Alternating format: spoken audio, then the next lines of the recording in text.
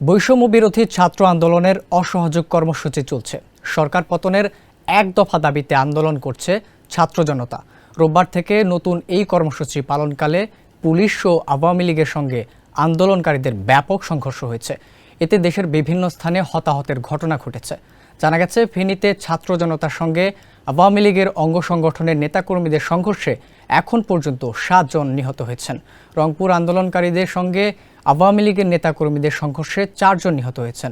আহত হয়েছেন অন্তত 20 জন। পাবনা বিক্ষোভকারীদের সঙ্গে আওয়ামী লীগের নেতাকর্মীদের সংঘর্ষে এখন পর্যন্ত অন্তত 3 জন নিহত হয়েছেন।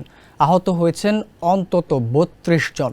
পাবনার অবস্থা সবচেয়ে ভয়াবহ বলে জানা গেছে। বগুড়ায় সকাল থেকে গুরুত্বপূর্ণ কয়েকটি সড়ক অবরোধ করে রেখেছে হাজারো জনতা। শহরের বিভিন্ন মোড়ে মোড়ে রাস্তায় আগুন দিয়েছেন বিক্ষোভকারীরা।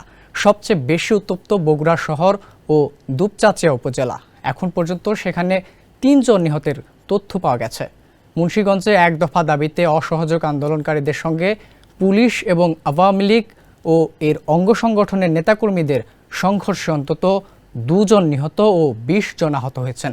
ঢাকার ধামরাই উপজেলা স্বাস্থ্য কমপ্লেক্সে অজ্ঞাত এক যুবকের গুলিবিদ্ধ লাশ পড়ে আছে। তবে তিনি কখন এবং কিভাবে গুলিবিদ্ধ হয়েছেন তাৎক্ষণিকভাবে তা নিশ্চিত হওয়া যায়নি।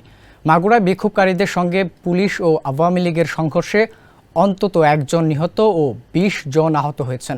কুমিল্লার দেবিদ্বারে আন্দোলনকারীদের সঙ্গে আওয়ামী লীগ নেতাকর্মীদের সংঘর্ষে 1 জন নিহত হয়েছেন।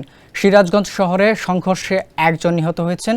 এছাড়া ভোলায় আন্দোলনকারীদের সঙ্গে আওয়ামী লীগের নেতাকর্মীদের সংঘর্ষে 1 জন নিহত হয়েছেন। এসব মিলিয়ে সারা দেশে এখন পর্যন্ত 43 জন নিহত হয়েছেন বলে জানা গেছে। তবে এই সংখ্যা আরও বাড়তে পারে বলে শঙ্কা করা হচ্ছে।